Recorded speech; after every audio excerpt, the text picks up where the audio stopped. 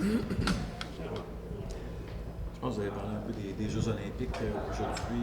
Oui. Est-ce que c'est une année vraiment différente pour toi dans ta gestion de directeur général quand il y a des Jeux olympiques ou ça change pas grand-chose pour toi ce qui arrive? C'est ça que je crois que tous les gérants doivent regarder, essayer de gérer le load que les joueurs qui vont être choisis. C'est sûr que présentement, on ne sait pas parmi nos joueurs qui vont faire leurs équipes olympiques, mais on doit leur protéger certainement. Oui, puis parce que tu vas en avoir de la façon dont ton équipe joue présentement, est-ce que tu t'attends à ce qu'il y ait plusieurs joueurs de ta formation qui participent? On sait que c'est une possibilité. Ouais. Oui. Ken, je veux juste te parler un peu de ce qui se passe avec ta formation présentement. Est-ce que tu es surpris de voir les succès présentement de ton équipe ou de la façon dont le camp d'entraînement s'est passé? Tu regardes ta formation et tu te dis que ça s'est passé le camp de la bonne façon, donc les résultats encore.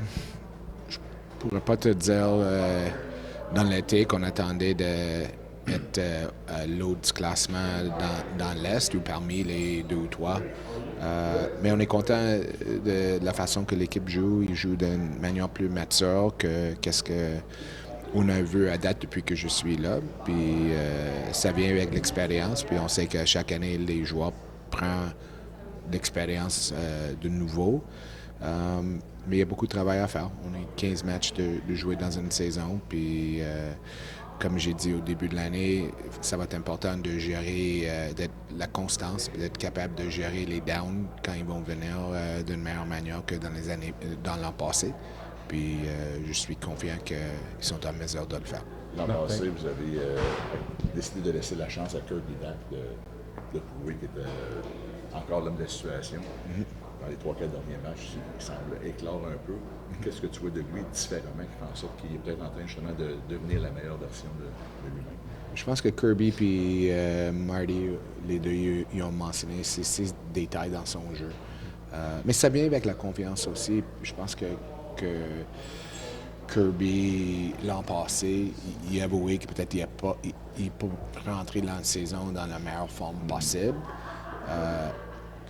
Puis, je pense que son approche était de se réétablir offensivement, tandis que cette année, il fait plus attention au processus puis aux détails, puis les résultats viennent avec ça. Est-ce que ça fait, excuse-moi, est-ce que ça fait en sorte que justement, là, qu'Alex Hugo joue bien présentement, c'est difficile d'identifier un de tes joueurs qui connaît un mauvais moment. Tout le monde semble le jouer.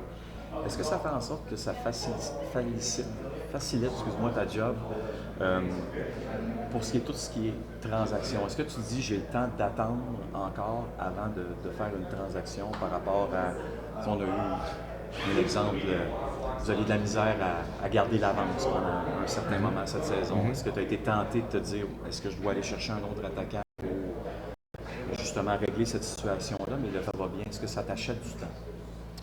Oui, certainement, c'est sûr que plus de temps qu'on a, plus d'informations qu'on va avoir sur notre équipe. Puis ça nous met Puis il y a des choses qui arrivent dans le futur qu'on ne peut pas prévoir aussi au niveau des blessures qui pourraient changer c'est quoi tes besoins. Mais en même temps, je pense qu'on est quand même encore dans une position où on doit gérer aujourd'hui avec demain au niveau de par où on s'en va avec l'équipe. En même temps, Martin disait la semaine passée qu'il n'avait jamais coaché une équipe aussi profonde. À quel point pour un DG, c'est quand même positif d'entendre ça, dans le sens où le travail a été bien fait et que tout le monde est capable de contribuer aussi présentement. Oui, je pense que c'est ça, on voit, même avec la blessure à Caden Gooley, que notre défensif joue très bien. Puis à l'attaque, dépendant de lui ou du match, c'est pas toujours la ligne à nec. Il y a des lignes en dessous d'eux qui sont capables de donner le bon jeu défensif ou de scorer un but dans un moment critique dans le match. Je ne sais pas si c'était un point de discussion, mais la semaine dernière, il y a eu une rencontre entre les dirigeants de la Ligue canadienne et de la USHL pour possiblement inclure la USHL comme une quatrième ligue dans la Ligue canadienne. Est-ce que ça change le landscape du scouting nord-américain? On n'a pas discuté ça. Je pense qu'on a probablement passé trop de temps sur certains sujets, puis comme normal, on s'approche au fin, puis on a dépassé le temps alloqué. Mais je pense que ça reste quand même... nos diffuseurs doivent aller tout partout. S'ils font partie de la Ligue canadienne ou pas, ça ne changera pas le besoin de dépister la USHL pour nos scouts. Alors, ils voyagent tout partout, puis il faut trouver les joueurs. Peu importe la façon que c'est fait, puis qui joue. C'est ça. C'est plus envisionner le path pour un jeune joueur qui pourrait être repêché dans la Ligue canadienne, ce qui pourrait aller d'après dans la Ligue de NCAA avant de se rendre dans les rangs de pro, puis est-ce qu'ils vont le permettre d'avoir des 19 ans dans la Ligue américaine dans le futur? Alors, c'est tout, pas des 19 ans dans la Ligue canadienne. Dernière question pour toi, Kant, de mon côté. Noah Dobson. Il est fascinant de voir comment il s'est adapté rapidement à ce que Martin Saint-Louis a comme système de jeu. Est-ce que ça te...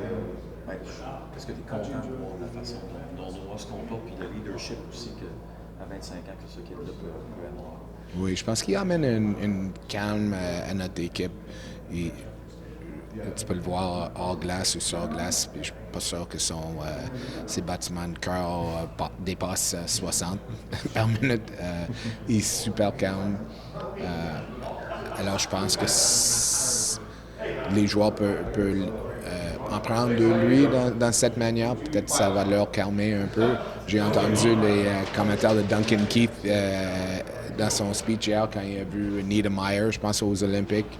Puis il était tellement calme dans des moments en allant en supplémentaire, des choses comme ça. Alors, tu vois que même avec les meilleurs joueurs au monde, de voir des gens autour d'eux qui sont vraiment calmes, ça leur aide à avoir une perspective. Juste une petite question sur Samuel Montembeault. Face à nous, il n'a jamais caché qu'il n'était pas satisfait de son début de saison. Comment tu trouves qu'au niveau de son caractère, il a su bien gérer ça, puis on voit vraiment qu'il est en train de tourner les choses positivement? Oui, les joueurs, c'est rare qu'un joueur oublie comment jouer au hockey. Quelqu'un qui a déjà été bon dans la Ligue nationale a toujours le potentiel d'être bon. Puis c'est vraiment le côté mental.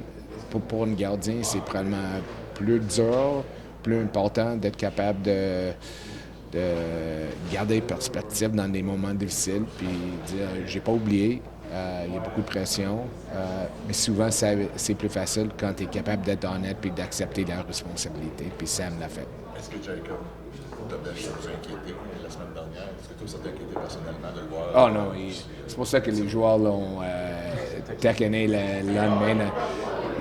Ça m'a fait souvenir au match qu'il a joué dans les séries contre Washington quand il a fait rentrer, puis il disait je voulais pleurer, je voulais crier, c'est un joueur super émotif, puis je pense que les joueurs dans l'équipe ils savent que c'est la façon qu'il est.